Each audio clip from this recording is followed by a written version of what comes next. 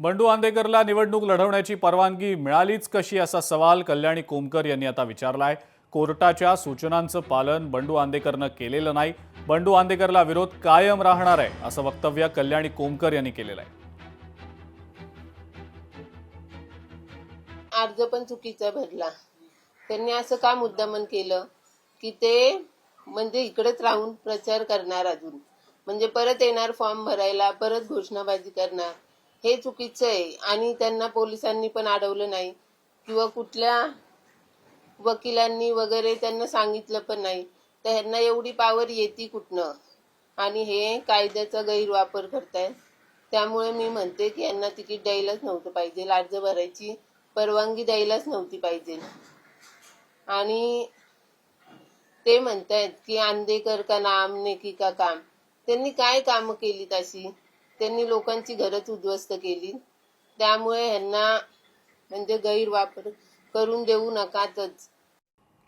अमरावती पालिका निवडणुकीची रणधुमाळी सुरू झालेली आहेच आणि अमरावतीमध्ये ठाकरेंची शिवसेना आणि काँग्रेसच्या युतीचे संकेत आता मिळतायत, कारण या दोन्ही पक्षातल्या पदाधिकाऱ्यांची अमरावतीमध्ये एकत्रित बैठक पार पडलेली आहे। उद्या संध्याकाळी या दोन्ही पक्षांच्या अधिकृतपणे आघाडीची घोषणा केली जाणार आहे।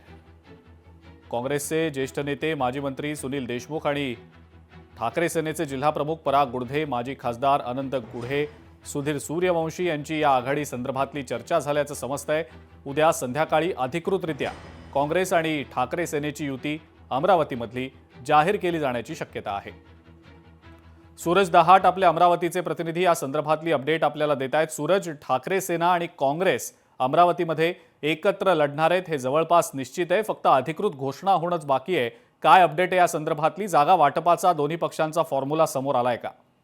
नक्कीच आता आपण जर पाहिलं तर ठाकरे गट आणि काँग्रेस पक्षाची अधिकृतरित्या या ठिकाणी काल उशिरा बैठक पार पडलेली आहे। जर पाहिलं तर या ठिकाणी ठाकरे गटाचे जिल्हा प्रमुख पराग गुडधे आणि काँग्रेसचे ज्येष्ठ नेते सुनील देशमुख यांच्यामध्ये काल चर्चा झालेली आहे। यामध्ये जर प्रामुख्याने जर पाहिलं तर या ठिकाणी दोन्ही पक्षाची युती जवळपास निश्चित असल्याची या ठिकाणी एकूणच माहिती आहे। जर पाहिलं तर ठाकरे गटाने यापूर्वी महाराष्ट्र नवनिर्माण सेना असतील, वंचित असेल, इतर पक्षासोबत या ठिकाणी चर्चा देखील केली होती, मात्र त्यांच्यासोबत सुरू असताना ही अचानक काल चर्चा झाल्यामुळे या दोघांच्या पक्षाची युती जवळपास निश्चित झाली आहे। मात्र जागा वाटपाचा फॉर्म्युला जो आहे आज ठरणार आहे आणि उद्या जर पाहिलं तर अधिकृतरित्या सायंकाळी दोन्ही पक्षाच्या वतीने कदाचित पत्रकार परिषद घेऊन संपूर्ण युतीची घोषणा करण्यात येणार आहे। ठीक आहे सूरज, धन्यवाद सविस्तर माहिती दिली त्याबद्दल।